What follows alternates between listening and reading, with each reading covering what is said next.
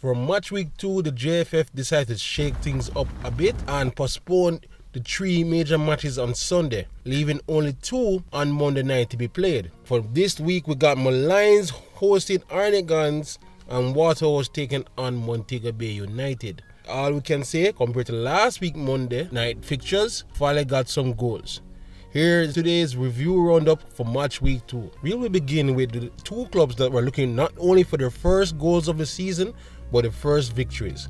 Molynes was coming into this game after playing to a very boring game against Veer, and a game where they saw not creating much chances, while Arnett had the opposite in their first game of the season against Molynes. Well, the Junglist started was the stronger in this game, just like they did in that last match, and they got the reward this time from the 5th minute for a Philando wing long range strike that just float past the keeper into the net. This immediately seemed to have already got the Molynes players them off them game, and confidence already low. This seemed to broke entirely when the 19th minute them saw own goal from their own player to J. Cooper. The game just continued to flow in the hands of Arnett from there on, and they completely outplayed the team, keep balling off the park, and found Kimani Arborn scoring in the 22nd and 30th minute to already seal victory from the first half. It was a football lesson dropped by Arnett and Molynes again looking like they're lost in the water.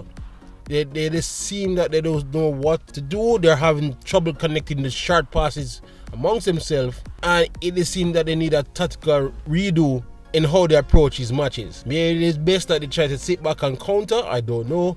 But Arnett would play like this in the first half against Molynes, but see that the goals were flowing this time, can only just grow from here.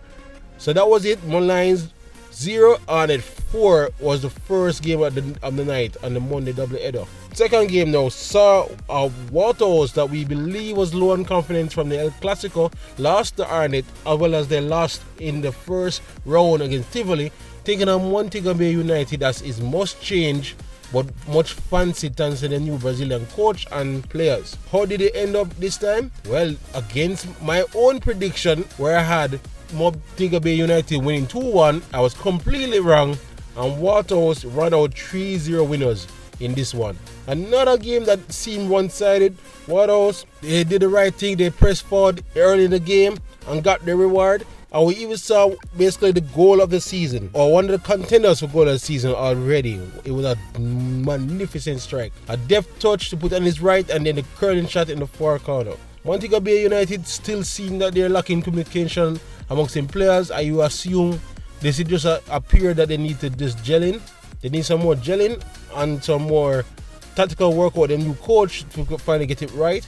But Waterhouse seemed all they needed was just the first goal to hit the back of the net for the confidence to be flowing, and they can play their football. They knocked it around the park and they went long when needed. It was an impressive showing from Waterhouse, and it shows their potential and why many believe that they will easily compete in a top 6 position come the end of the year.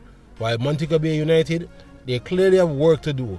They're hoping there is talent in this team, and they're hoping these guys can gel together quick enough that they're not too far behind by the come the end of the first round.